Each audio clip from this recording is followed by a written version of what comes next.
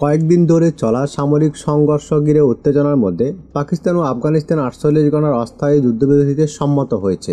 বুধবার পাকিস্তানের পররাষ্ট্র মন্ত্রণালয় এই ঘোষণা দিয়েছেন।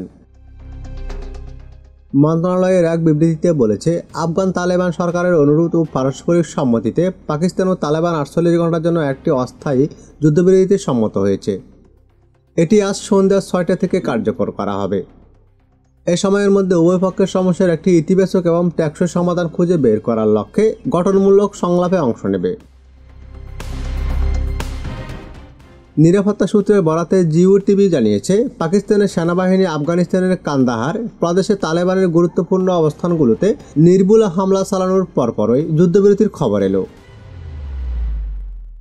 নিরাপত্তা সূত্রগুলো জোর দিয়ে বলেছে, পাকিস্তানের সেনাবাহিনী যে কোনো বহিরাগত আগ্রাসনের কার্যকরভাবে জবাব দেওয়ার পূর্ণ ক্ষমতা রাখে এবং শক্তি ও সংলাপের সঙ্গে জাতীয় সীমান্ত রক্ষা অব্যাহত রাখবে।